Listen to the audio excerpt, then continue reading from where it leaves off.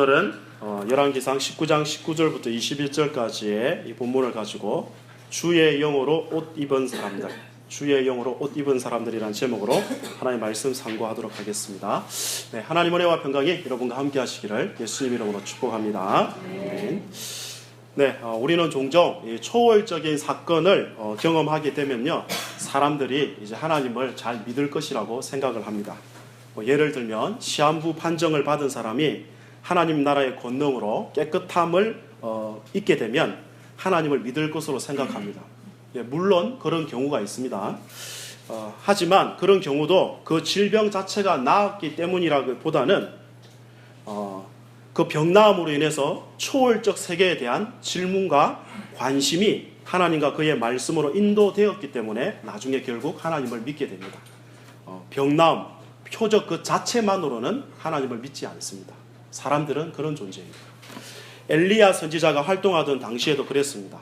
엘리야는요, 이스라엘이 남과 북으로 분열된 이후에 북쪽에서 활동했던 선지자인데, 특별히 이스라엘 나라가, 북쪽 이스라엘이 BC 722년에 멸망을 당해요. 그동안 약 20명의 왕이 거쳐가게 되는데 주로 북쪽 왕들은 하나님 말씀에 잘 순종 안 했거든요. 그 중에 가장 악랄한 왕이 누구였느냐면 이 아합이라는 6번째 왕이었습니다. 그의 아내는 이세벨이었고요, 철저한 바알 숭배자였습니다.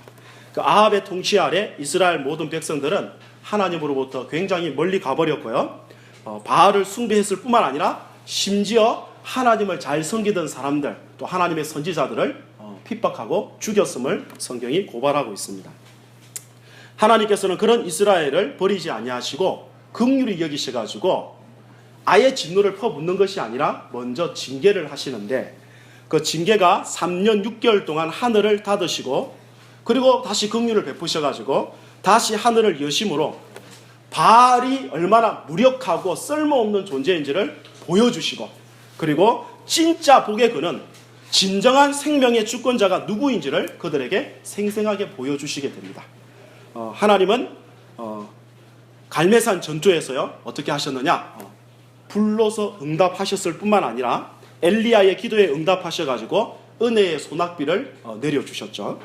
이스라엘은 그동안 3년 6개월 동안 물리적으로도 비가 안 왔고, 그래서 이 기근 속에 있었을 뿐만 아니라 영적으로도 하나님의 선지자를 하나님께서 숨겨버리셨기 때문에 영적 기근 속에 있었지만, 이제 하나님께서 비도 내리시고 또 선지자를 다시 보내셔서 하나님의 말씀을 선포하심으로 영적 기근도 해결하셨음을 성경이 우리 가운데 말씀해 줍니다. 그러니까 이스라엘은 하나님의 크신 은혜를 경험하게 된 거죠. 자, 엘리야는 바알을 섬기던 이스라엘 백성들이 어떻게 이제 될 것이라 생각했냐면, 당연히 놀라운 표적이 드러났잖아요. 하늘로부터 불이 떨어져 가지고 제단도 다 태워버리고 흙도 돌도 다 태워버리고 주위에 이렇게 적셨던 물들도 다 순식간에 말려버렸음을 성경이 보여주지 않습니까? 그 광경 보고 사람들이 다 뭐라 그랬느냐면 엎드려 절하면서 여호와 그는 하나님이십니다, 여호와 그는 하나님이시라고 전부 다 깜짝 놀라면서 하나님을 경외했습니다. 당연히 이제 뭐라고 생각하느냐면, 저들은 이제 전심으로 그 마음을 하나님께로 돌이키겠구나 라고 생각했습니다. 그러나 그의 기대와는 전혀 다르게 어느 누구도 하나님께 돌아서지 않았습니다. 심지어 이세벨 같은 사람은 엘리야를 죽이기 위해서 전국에 지명수배를 내렸어요. 그리고 어느 누구도 숨겨주는 사람도 없었어요. 그래서 엘리야가 지금 이 북쪽 땅의 북쪽, 그 갈멜산이 그 정도 위치거든요. 굳이 우리나라 남한으로 따지자면 인천 정도에 위치해 있습니다. 인천 정도에. 거기서부터 표현하자면 마라도까지 도망가게 됐습니다. 여기 성경에서는 북쪽이 이스라엘이고 남쪽이 유다잖아요. 유다를 뚫고 지나가가지고 그 아래가 어디냐면 유다 제일 남단이 브엘세바거든요. 브엘세바 밑에 뭐가 있느냐면 네게브라는 사막이 있습니다. 그 광야까지 도망을 가게 돼요. 엘리야는요, 자신의 기대와는 정반대로 반응하는 그 이스라엘의 그 모습에 대해서 그리고 하나님에 대해서 실망한 나머지, 낙심한 나머지 로뎀 나무 밑에서 저 죽여달라고 하나님 앞에 투정을 부리게 됩니다. 그런 엘리야에게 하나님은 양식을 공급하시고요, 예전에 이스라엘 백성들이 출애굽했을 때, 그리고 출애굽을 한 다음에 모세가 시내산, 즉 호렙산이라는 곳에 거기 가서 거기서 하나님으로부터 율법을 받게 되는데 바로 그 산에 인도함을 받아서 엘리야도 거기 가서 하나님을 대면하고 그리고 하나님과의 교제가 다시 회복되고 사명을 받고 내려오는 장면이 오늘 19장 18절까지 기록되어 있습니다. 이런 측면에서 우리가 곧바로 이어갈 수도 있겠지만 한 가지 간략한 메시지를 생각하자면 무엇이냐면 이처럼 사람이라는 존재는요 아무리 큰 이적과 표적을 보더라도 그것으로 회개하고 돌이키는 존재가 아니라는 사실을 말씀을 통해서 확인하면서 그렇기 때문에 우리에게는 누가 필요하느냐? 표적과 기사와 이적을 보여주는 엘리야가 필요한 게 아니고 아무리 큰 이적을 보여줘도 믿을 실력과 능력이 없고 불순종하는 그 인생들을 위하여 친히 목숨을 내어주고 십자가에 죽으실 수 있는 또 죽어야만 하는 예수 그리스도가 필요한 것입니다. 그래서 예수님이 오신 거예요. 자, 다시 돌아왔어요. 엘리야가 그 산에서 하나님으로부터 세 가지 사명을 받아요. 그 사명의 내용이 어디 나와 있느냐 하면 15절, 16절에 나와 있습니다. 19장이거든요. 한번 같이 읽어보도록 할게요. 19장 15절, 16절 시작. 여호와께서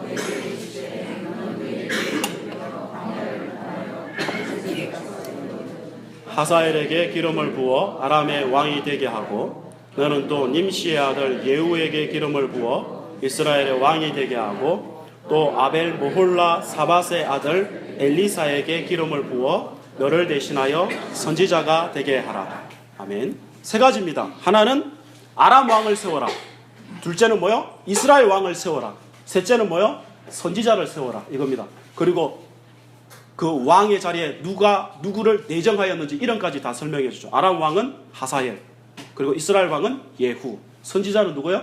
엘리사. 이렇게 다 정해줍니다. 엘리사는요 남은 세계 동안 이 세 가지 중에 한 가지밖에 완수를 못합니다. 뭐밖에 완수 못하느냐? 엘리사를 자신의 후계자로 선지자로 삼는 그 사역밖에 완수를 못합니다. 두 가지는 엘리사가 이어받아서 감당하게 됩니다. 자, 그래서 엘리야는 엘리사를 선지자로 부르기 위해서 그가 있는 곳으로 갔습니다. 가보니까 엘리사는 12결의소를 앞세우고 밭을 갈고 있습니다. 결이라는 말은 두 마리의 소가 끄는 쟁기를 의미합니다.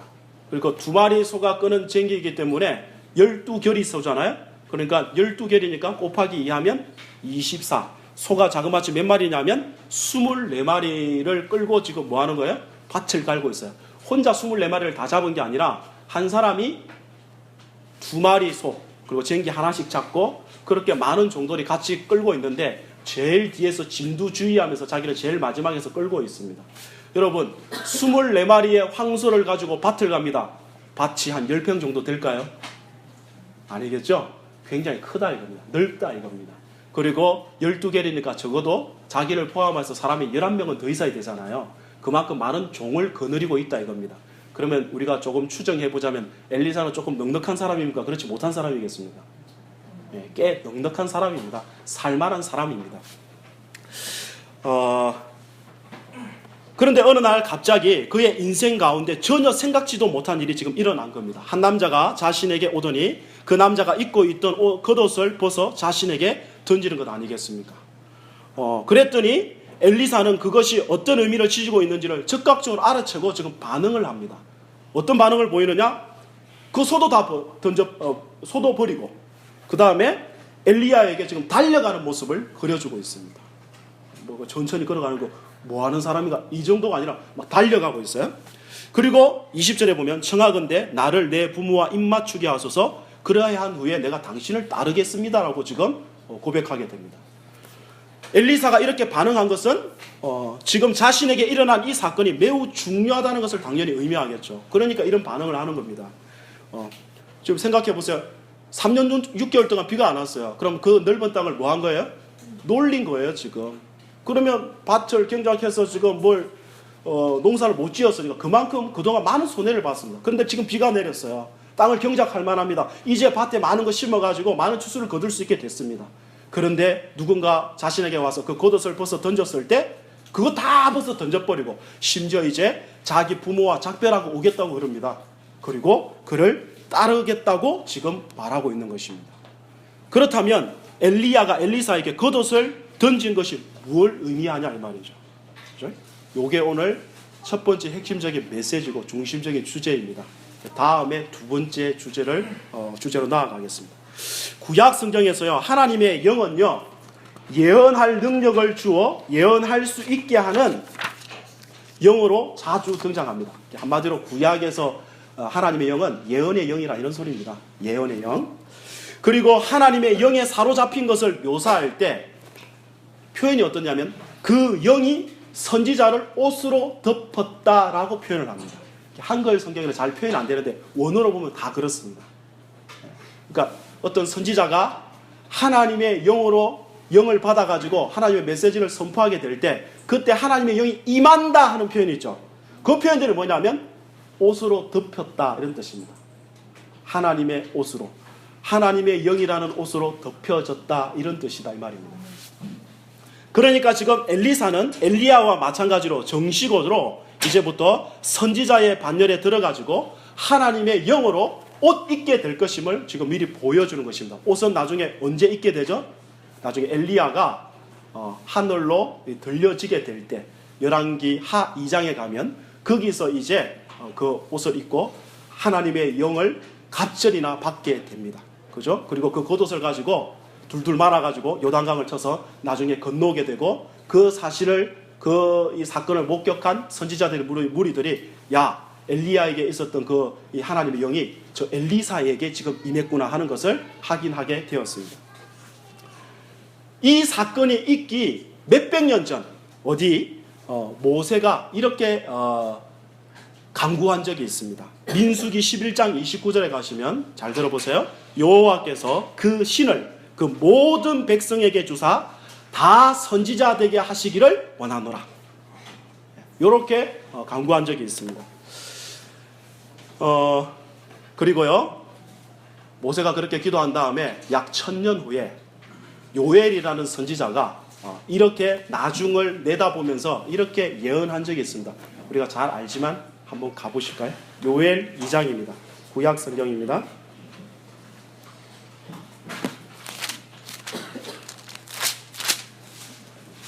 구약 성경 1272페이지 혹은 73페이지에 있습니다.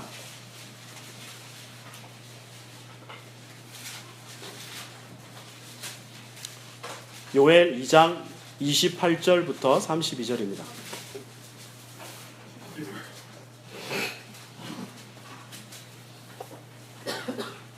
네, 찾으신 줄 알고 빨리 한번 읽어보겠습니다. 요엘 2장 28절에서 32절입니다. 시작.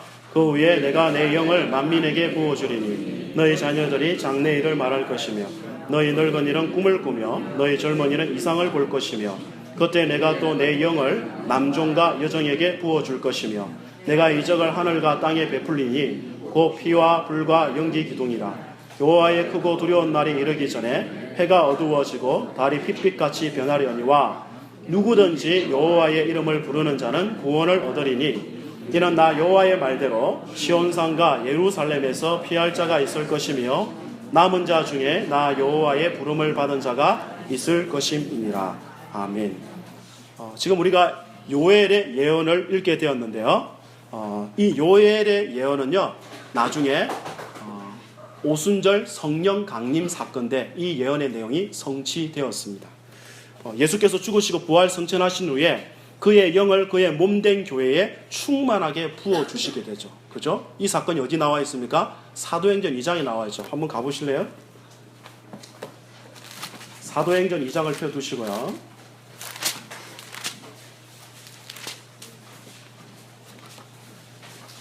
사도행전 2장 1절부터 4절까지 보시면 약속하던 성령이 이스라엘 백성들 가운데 그의 제자들 가운데 부어지게 됩니다. 그랬더니 마가의 다락방에 모였던 약 120명의 사람들이 2장 4절의 표현대로 다 성령의 충만함을 받고 성령이 말하게 하심을 따라 다른 언어로 말하기 시작했습니다. 다른 언어로 말하기 시작했어요. 이 다른 언어가 방언입니다. 우리가 이해하는 방언. 오순절에 예루살렘에는 온 세계 만방에 흩어져 있던 이스라엘 백성들이 1년에 3번 3대 절기에 와서 하나님을 예배해야 되거든요. 그 중에 한 절기가 오순절입니다. 그러니까 지금 예루살렘에는 수많은 남성들로 지금 미어터집니다. 수십만 명 이상이 지금 모여있는 그런 상태입니다. 거기에 사람들이 모였던 사람들이 모두 깜짝 놀랍니다. 왜요? 말을 하는 사람들은 제대로 배우지 못한 갈릴리 사람들이 맞는데 그 사람들이 지금 뭔가를 이야기하는데 그 내용을 들어보니까 그 언어는 자신들이 자란 지역의 언어다 이겁니다. 약 19개의 나라를 지금 성경에 묘사해 놓고 있는데 그 지역의 언어로 이 갈릴리 사람들이 지금 하나님의 큰 일을 말하고 있음을 성경에 묘사합니다. 그러니까 알아들었다는 소리입니까? 못 알아들었다는 소리입니까?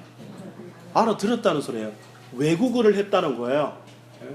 우리가 갑자기 성령의 말하게 하심을 따라 갑자기 영어도 말하고 일어도 말하고 중국어도 말하고 프랑스어도 말하고 근데 내용은 뭐야? 다 똑같은 내용을 말했다 이 말이에요. 지금 사람들이 지금 다 알아듣게 된 것입니다.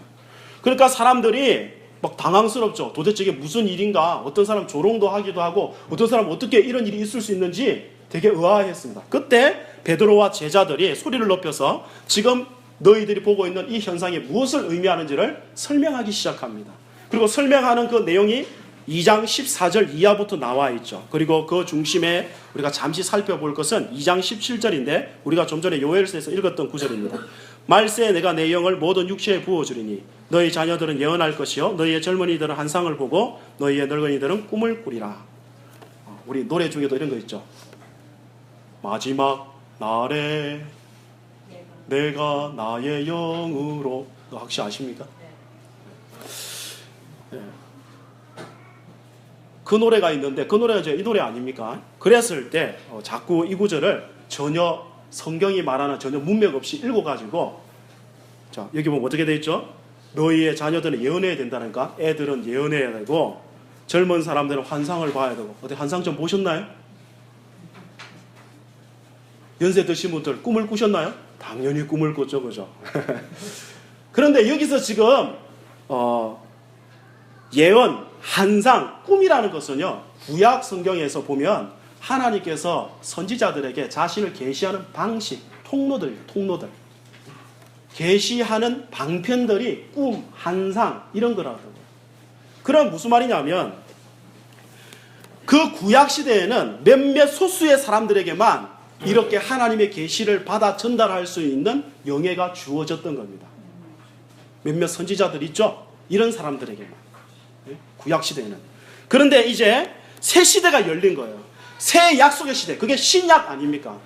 새 약속의 시대. 은혜의 시대가 이제 시작되었다는 뜻입니다. 성령이 부어졌다는 것. 그리고 성령이 부어져서 성령의 말하게 하심을 따라 다양한 언어로 하나님의 큰 일을 지금 말하고 있다는 것은 이제 무엇을 의미하느냐면 예전처럼 소수의 사람에게만이 아니라 모든 세대, 모든 계층, 모든 민족의 사람들이 이제 하나님의 계시를 전달할 수 있는 그런 선지자적 사명을 가지게 되었다는 뜻입니다. 여러분이 뭐예요?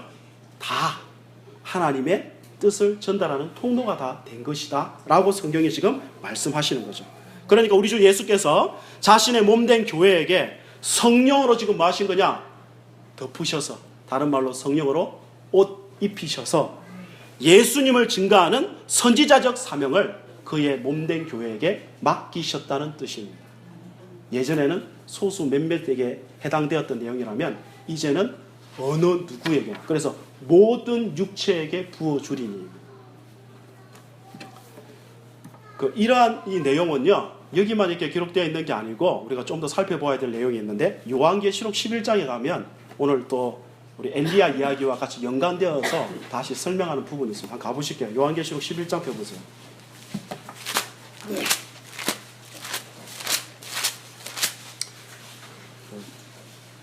잘 들으시면 성경이 어떻게 연결되는지도 이렇게 파악이 되시고 어떤 메시지를 전하는지도 알게 될 겁니다.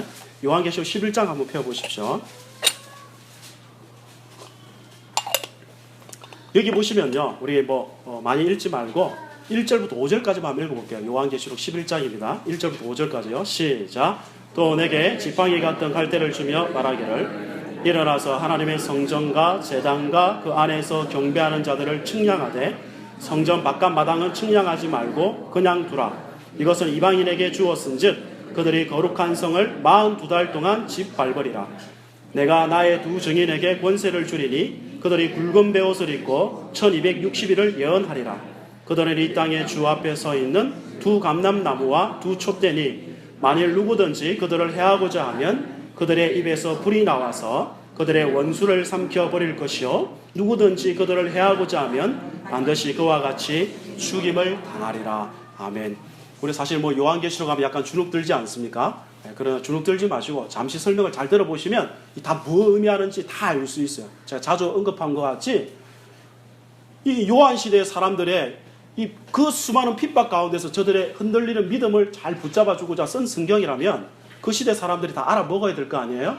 그럼 어떻게 알아먹습니까? 로마 사람들은 못 알아듣고 자기 백성만 알아들을 수 있는 구약 성경의 이미지를 다 끌고 와가지고 진리를 지금 설명하고 있는 중입니다. 그러니까 구약에 있는 내용들이 같이 지금 연결되어서 메시지를 지금 형성하고 있는 거예요. 자, 그러면 먼저 보시면요. 여기 잘 보시면 지금 요한한테 뭐라 그러느냐면 하나님의 성전을 지금 청량하래요. 하나님의 성전. 여러분 신약 성경에 보면 성전이 여러 가지가 있죠. 구약에 말 그대로 솔로몬 성전으로부터 이어져서 스룹바벨 성전, 신약에 헤롯 성전이 있지만 이제 그거 다 무너뜨려 버리고 누가 친히 성전이 되시죠? 예수님이 성전이 되죠. 그리고 예수님과 함께 누구가 같이 성전이 되죠? 예수님과 함께 연합된 교회가 성전이 되죠. 그럼 무슨 말이죠? 성전을 청량하라는 거죠. 그럼 뭘 청량하라는 거죠? 교회를 청량하라는 뜻이거든요. 청량한다는 것은 뭐 때문에 청량하는 겁니까? 여러분 땅을 청량합니다. 뭐 뜻이죠? 이건 내 소유다 이거죠. 그죠? 따라오시면 됩니다. 이건 내 소유라는 뜻입니다. 즉 성전을 청량한다는 것은 이건 내 소유니까 내가 보호하겠다는 뜻입니다. 그러니까 하나님께서 누굴 보호할 거냐? 교회를 보호하겠대요. 근데 보호하는데 뭘 보호하느냐? 성전 안쪽은 지금 보호를 한대요. 근데 바깥쪽 뜰은 보호하지 않겠대요. 그 밖은 이방인들에게 내줬대요. 짓밟히도록. 지금 그렇게 설명을 하고 있지 않습니까? 무슨 말이냐면 그들의 영적인 차원은 붙잡아 준다. 즉 그들의 신앙은 붙잡아 준다입니다. 그러나 그들이 이 땅 가운데서 고난받고 핍박받는 것은 허용되어 있다는 뜻입니다. 그 대표적으로 누가 죽었죠? 우리 사도행전에 보시면 스데반이 순교를 당하죠. 그러니까 하나님의 백성이라고 다 그냥 죽음 가운데서 다 살아나는 게 아닙니다. 그리고 교회 역사를 보면 얼마나 핍박을 많이 겪었습니까? 우리나라도 두말할 필요가 없죠. 여러분도 예수 똑바로 믿어보고자 할 때 보면 나름대로 핍박을 다 당하게 되어 있어요. 그러나 그런 모든 핍박 가운데서도 진정한 하나님의 백성, 성전은 하나님께서 어떻게 하세요?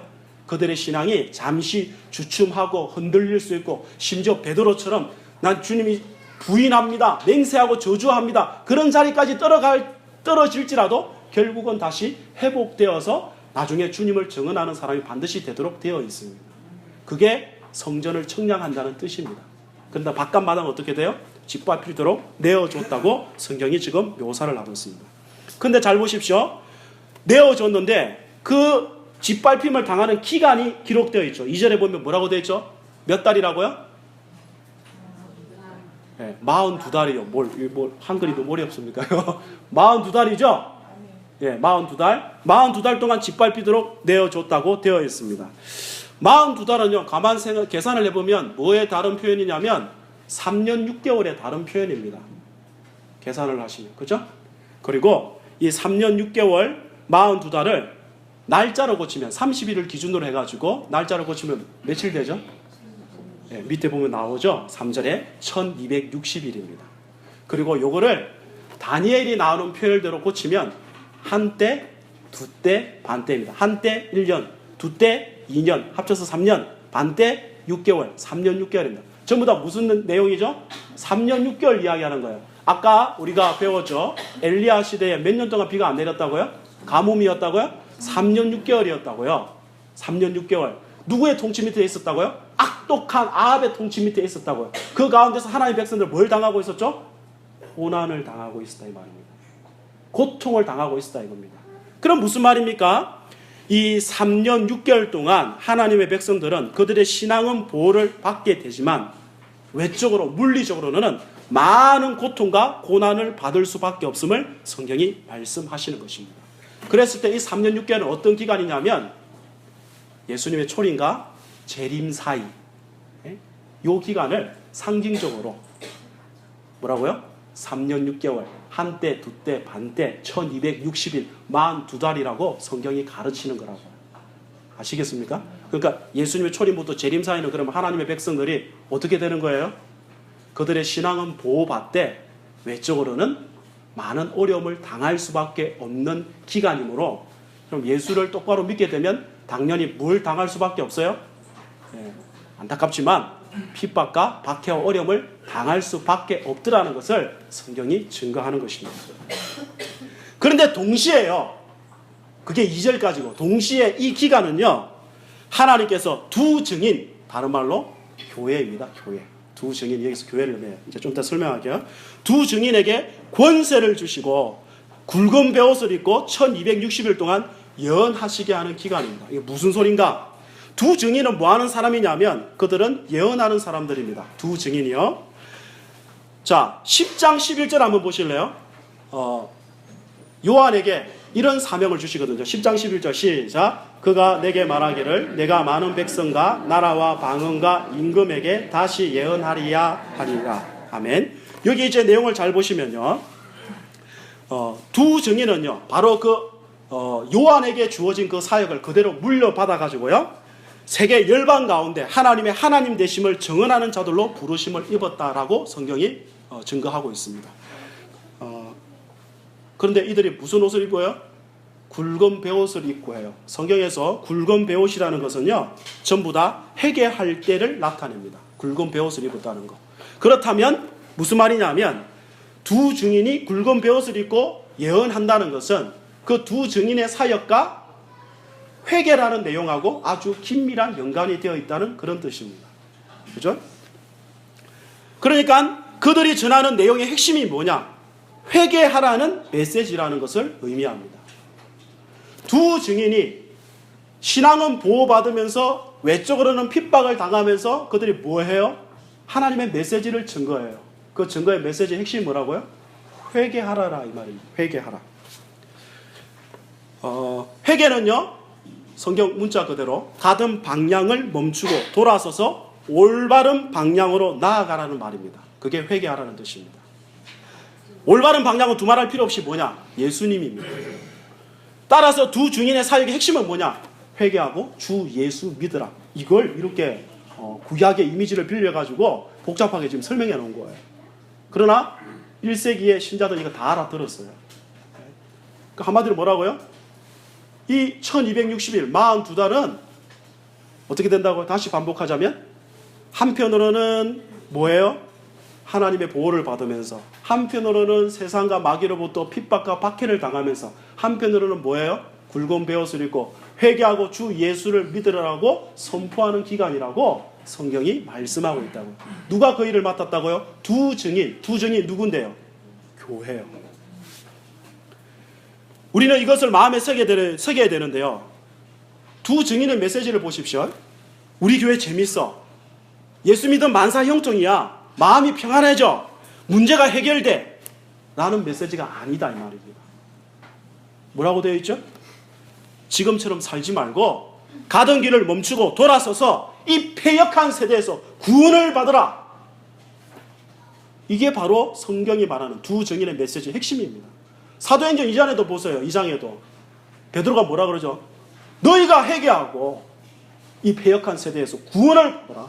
그리하면 죄사함을 받고 성령을 선물로 받는다. 이거 아닙니까? 그게 핵심이라고요. 그런데 그렇게 하지 않게 되면 무슨 일이 기다리고 있죠? 만약에 그렇게 하지 않는다면 누구에게나 기다리고 있는 것은 하나님의 가공할 만한 심판밖에 없다고 성경이 분명히 선포하고 있는 것입니다. 그렇다면 이제 밑에 내려가 보시면 4절에 그들은, 이 두 증인은 이 땅의 주 앞에 서 있는 두 감람나무가 두 촛대라고 되어 있습니다. 여러분 혹시 아시는지 모르겠지만 이 두 감람나무와 두 촛대는요, 예로부터 이단들이 바로 자신을 가리킨다고 주장했던 아주 대표적인 증거 구절입니다. 뭐 예를 들면 박태선 아저씨라든지 문선명 아저씨라든지 그 희야에 내려온 수많은 이단들이죠. 예? 그들은 전부 다 한결같이 뭐라 그러냐? 자신이 바로 그 두 촛대 중에 하나라 이겁니다. 자신이 바로 그 두 감람나무 중에 하나라 이겁니다. 자신한테 와야, 자신이 전하는 메시지를 들어야 영생에 들어갈 수 있다고 가르치는 거예요. 영생교, 신천지 다 그 계열이에요. 전부 다. 오늘 내용을 잘 들어보십시오. 정말 그러한지. 계시록에서요, 촛대는 뭐냐면 전부 다 교회를 의미해요. 1장에 가보시면 7 촛대 나오죠. 7 촛대는 뭐죠? 7 교회라고 성경이 그렇게 말하잖아요. 계시록에 보시면. 그럼 여기는 2 촛대잖아요. 무슨 차이냐? 7 촛대, 7 교회는요, 모든 시대와 모든 지역의 모든 교회를 의미합니다. 완전한 교회를 의미합니다. 전체, 교회 전체를. 그러나 2 촛대는요, 증언하는 교회를 표현할 때 쓰는 표현입니다. 왜 그러냐 하면, 성경에서 2이라는 숫자는요, 증인의 숫자예요. 예수님께서 제자들을 전도 보내실 때 몇 명씩 짝지어 보내시죠? 2명씩 짝지어 보내는데 왜 2명씩 갈까요? 혼자 가면 너무 심심하고 혹시 어려운 일 만나면 문제가 생길까 봐요. 물론 현실적인 이유도 있을 수 있겠지만 초점이 뭐냐면 구약 율법에 가보면요, 율법의 어떤 사건에 대해서 증인으로서 효력을 가지려면 반드시 2 이상의 증인이 있어야 됩니다. 그래서 2는 전부 다 무슨 숫자냐? 증인의 숫자예요. 증언의 수예요. 따라서 여기서 2 촛대는 증언하는 교회를 의미해요. 그죠? 그리고 본문을 보면 이 2 증인은 또 뭐라고 되어 있죠? 2 촛대일 뿐만 아니라 2 감람나무라 되어 있죠. 자, 여러분, 2 감람나무 어디서 듣지 않았습니까? 많이 들었는데 어디 나와요, 이거? 여러분이 굉장히 잘 아는 구절 앞뒤에 있는 내용입니다. 스가랴 4장 6절. 앞에 나오는 내용이죠. 거기 보시면요, 스가랴 선지자는 7 등잔을 가진 등잔대와 함께 등잔대 좌우편에 있는 2 감람나무를 봤어요. 이 스가랴 4장에 있는 내용이에요. 스가랴 선지자는 천사에게 이 2 감람나무가 뭘 의미하는지 질문을 하는데 천사가 이렇게 대답을 해요. 스가랴 4장 14절. 이는 기름 부음 받은 자 둘이니 온 세상의 주 앞에 서 있는 자니라. 다시요. 이는 기름 부음 받은 자 둘이니 온 세상의 주 앞에 서 있는 자니라. 여기서 기름 부음 받은 자 둘은 누구냐면, 스가랴 문맥에서 보면 이 사람들이 지금 무슨 일을 하고 있느냐면 바벨론 포로 생활하다가 하나님의 은혜로 풀려나가지고 자기 그 고향에 돌아와가지고 성전을 다시, 무너진 성전을 지금 건축하고 있거든요. 그때 핵심적인 일을 감당했던 사람이 누구냐면 2명인데 대제사장 요수아랑 총독, 그러니까 왕족이죠, 스룹바벨입니다. 그래서 그 성전 건축되었을 때 스룹바벨 성전이라 이렇게 이야기하지 않습니까? 그러니까 기름 부음 받은 자는 누구냐? 이 2 사람을 일반적으로 의미합니다. 그 당시의 시대적 상황과 조건과 요건으로서는요, 그 성전을 건축하기에는 완전히 불가능이었습니다. 대적도 얼마나 많았는지 모릅니다. 원조도 다 끊겼었습니다. 그런데 놀랍게 그 성전은 건축됩니다. BC 515년에 완공이 돼요. 그럼 어떻게 완공이 되었느냐? 스가랴 4장 6절이 그것을 증거하죠. 뭐라고 증거합니까? 우리가 잘 아는 구절. 이는 힘으로 되지 아니하며 능력으로 되지 아니하고 오직 나의 영으로 되느니라. 이거 우리 잘 아는 구절 아닙니까? 성령의 도우심으로 되었다, 이거 아닙니까? 그러니까 계시록에서 2 증인을 2 감람나무라고 표현한 것은 바로 왕족 스룹바벨과 대제사장 여호수아가 성령의 능력으로 성전을 재건한 것과 같이, 여기부터 중요하죠. 신약의 2 증인 누구요? 교회. 신약의 2 증인 교회가 왕 같은 제사장으로서, 아까 스룹바벨이 뭐라 그랬죠? 왕족이라 그랬죠? 여호수아가 누구라 그랬죠? 대제사장 직분을 가지다. 이 2개 합치면 뭐예요? 왕 같은 제사장이라고요. 우리 베드로전서 2장 9절에 우리 보고 뭐라 그러죠? 너희는 왕 같은 제사장이라 그러죠? 그죠? 왕 같은 제사장으로서 성령의 능력으로 1260일 42달 동안, 그러니까 예수님의 초림과 이 재림 사이의 기간 동안 세상에서 예언 사역을 감당하여 그 성전을 완성하게 된다는 것을 보여주는 것입니다. 어떤 성전이요? 예수님이라는 성전이요. 예수님이라는 성전과 같이 연합된 교회라는 성전, 이걸 완성하게 된다, 이 말이에요. 그 여기에 있어서 우리가 따라야 될 모델들을 지금 구약의 한 모델, 그리고 신약의 한 모델을 5절부터 시작해가지고 12절까지 지금 설명을 하고 있는 거예요. 이 11장에서. 그럼 구약의 모델은 누구냐 하면 엘리야하고 모세입니다, 지금. 신약의 모델은 누구냐? 예수님이에요.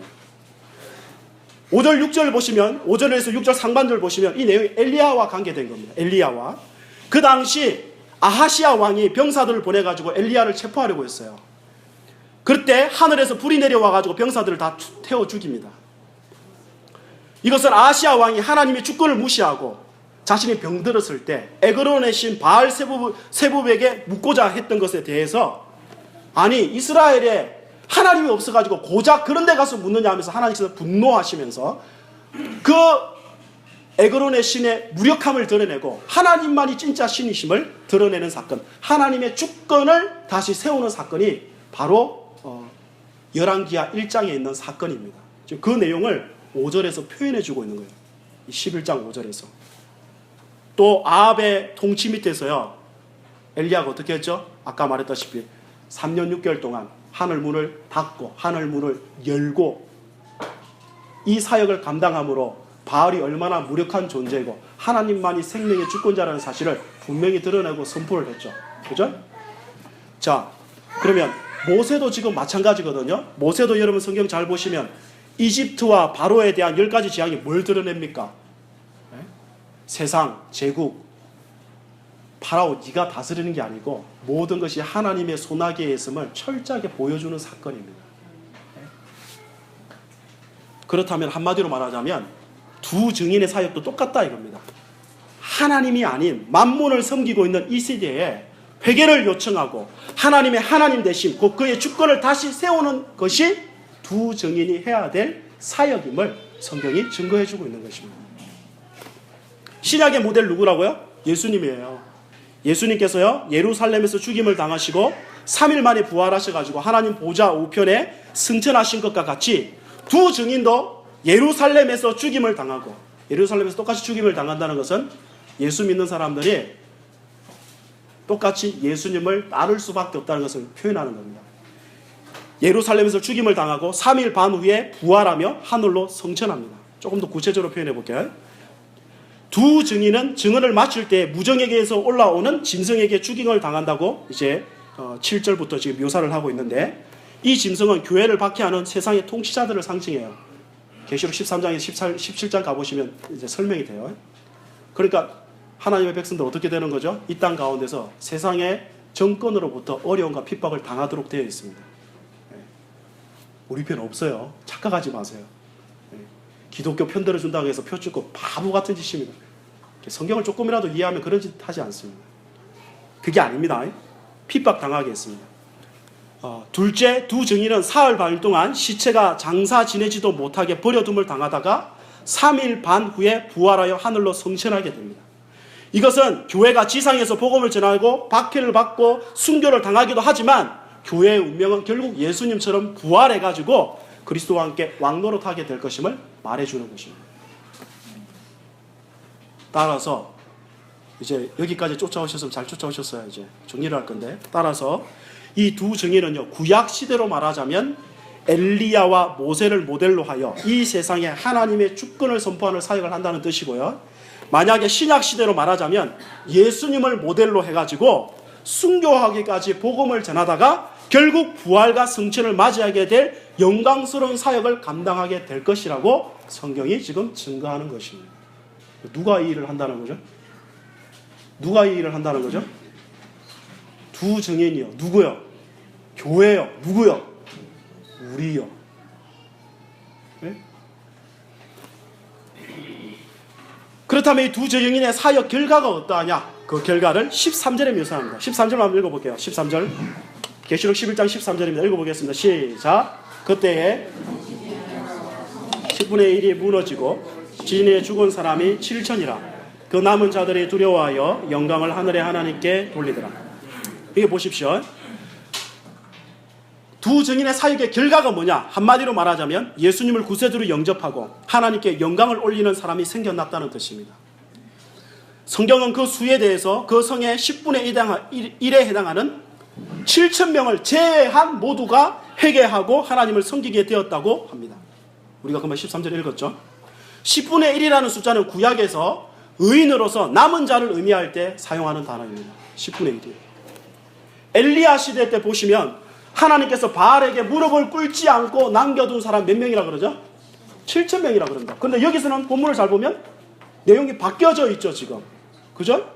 구약시대 때는 하나님 잘 섬긴 사람이 7,000명이고 여기서는 그 하나님의 메시지, 증인의 사역에 반응하지 않고 여전히 회개하지 않고 여전히 불순종하는 자가 지금 7,000명이다 이겁니다. 나머지는 다 어떻게 했더라? 회개했더라 이렇게 되어 있다 이 말입니다. 그러면 이게 무슨 말이 되는 거죠? 또 이걸 오해해가지고 그러면 이 마지막 날에 7,000명 제외하고 모든 사람은 회개하고 예수 믿는구나, 이렇게 또 말 그대로 물리적인 숫자를 대입하시면 안 되고, 그만큼 많은 사람이 두 증인의 사역으로 말미암아 하나님 앞에 돌아와 하나님께 영광을 올릴 것이라는 뜻입니다. 이것은 아브라함의 언약의 성취거든요. 네 자손이 어떻게 되겠다는 거예요? 하늘의 별과 바다의 모래알처럼 많아질 거라 말씀하셨죠. 그러니까 두 증인의 사역을 통해 그런 일이 일어날 거라는 뜻입니다. 근데 여러분 한 가지 기억해야 될 것이 있는데, 계시록 6장부터 16장까지 보시면요, 7가지 심판 시리즈가 있어요. 인, 나팔, 대접. 7개씩. 근데 그 심판이 쏟아 부어지는데 놀랍게도요, 여러분 성경을 잘 확인해 보시면 9장 20절 21절 그리고 16장 8절에서 11절까지 가보시면 아무도 회개 안 합니다. 하나님의 심판이 진짜 말 그대로 가공할 만하게 하나님의 심판이 부어지는데 아무도 회개하지 않습니다. 근데 놀랍게도 오늘 여기 11장에서 뭐라 그러죠? 이 두 증인의 사역, 핍박받고 고난받으면서 순교하기까지 그것을 감당하면서 하나님의 복음을 증거하는 교회의 그 사역, 신자들의 그 복음 전도로 말미암아 이렇게 많은 사람들이 가던 길을 돌이키고 주님께로 돌아와 하나님께 영광을 돌릴 것이라고 성경은 분명히 증거하고 있다 이 말입니다. 그러므로 여러분, 바로 오늘 이 사실이 우리에게 크나큰 위로와 용기를 주지 않느냐 하는 것입니다. 우리 생각에는 우리가 말로 복음 전도해가지고는 이 시대에 아무도 예수를 안 믿을 것 같은데, 그래서 우리가 예수 잘 안 전하는 거 아닙니까? 아무도 안 믿을 것 같은데 놀랍게도 성경은 우리의 복음 전도로, 우리의 복음 전도만으로 사람들을 하나님께 이끌겠다고 말씀하고 계십니다. 세상이 이상해지고 막 지구가 폭발할 것 같고 환경 오염으로 이상한 일이 일어날 것, 그러면 사람들이 겁나가지고 돌이킬 줄 알죠? 안 그렇다는 것입니다. 성경은 무엇으로만 하시겠다고요? 여러분의 복음 전도만으로 하시겠다고 성경은 말씀하고 있는 거라고.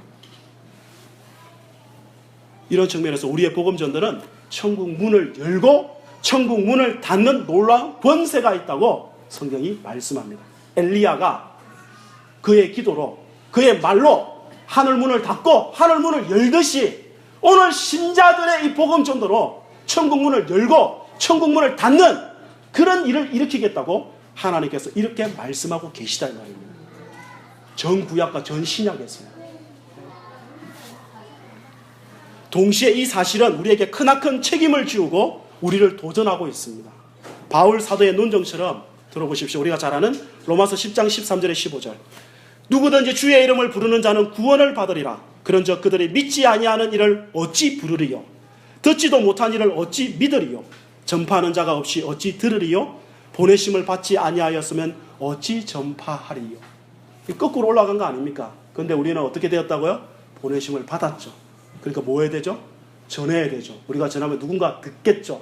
누군가 들으면 예수 이름을 부르게 되어 있고 그는 구원을 받을 것입니다. 자, 이제 마지막 우리에게 적용을 해보겠습니다. 오늘 뭔가 복잡한 것 같고 어려워 보이지만 사실 별 이야기 아닙니다. 가만 생각해 보면. 그렇죠? 5월이에요. 5월. 우리의 가정을 생각하고 돌아보는 달입니다. 사랑하는 여러분, 오늘 본문대로 하자면, 우리가 엘리야 열왕기상의 본문대로 하자면, 그리스도 예수와 그의 영으로 옷 입은 여러분, 오늘 요한계시록 본문대로 하자면 비록 마귀와 세상으로부터 많은 핍박과 고난을 받고 있지만 동시에 두 증인으로서 살아계신 하나님으로부터 1260일 42달 동안 예언할 사명을 받은 여러분,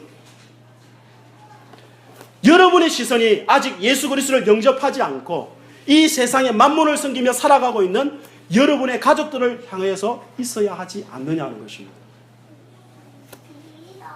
언제까지 우리가 어떻게 되겠지 하는 안이한 생각으로 그렇게 지내시겠느냐 하는 것입니다. 여러분, 저를 보실까요? 여러분, 성경이 분명히 선포합니다.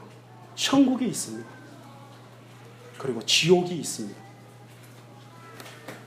만일 이대로 여러분의 가족 구성은 누가 되었든지 예수를 믿지 않는다면 저들의 결국은 너무 자명하지 않느냐는 것입니다.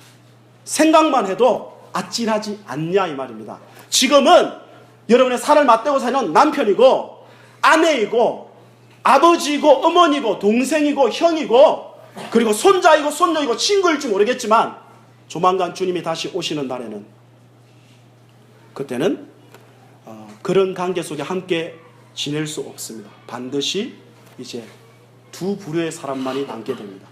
천국 백성이냐 지옥 백성이냐. 그죠?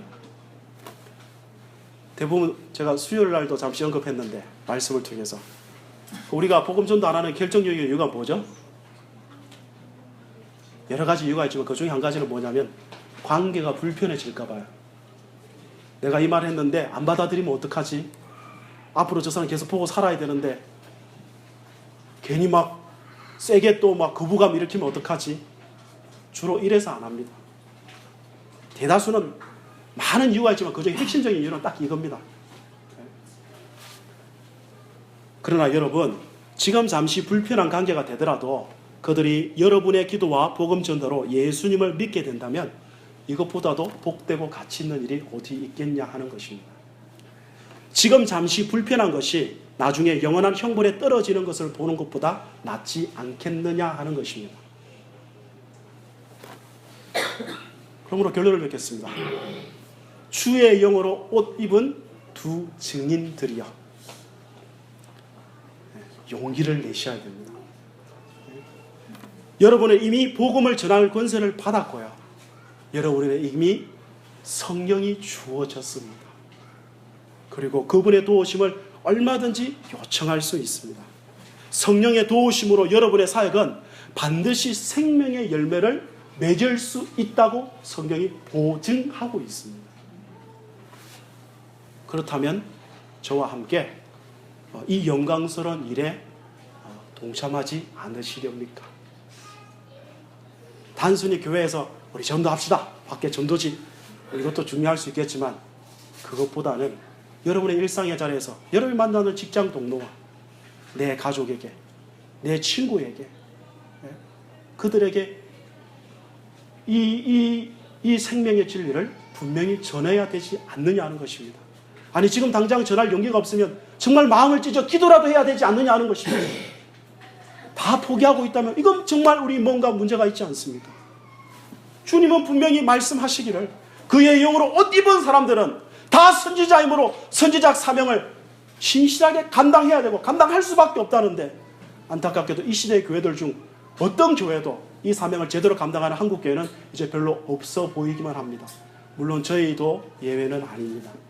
그러니 우리가 마음을 찢고 회개하고 이 영광스럽고 가치 있고 우리를 복되게 하고 우리 때문에 다른 사람을 복되게 하는 이 사명을 다시 회복하고 그 사명의 자리에 우리가 헌신해야 되지 않겠느냐 하는 것입니다. 주의 영으로 옷 입은 여러분들 용기를 내십시오. 그리고 같이 이 일에 우리 자신을 드릴 수 있기를 예수님의 이름으로 축복합니다. 우리 다 같이 일어나셔서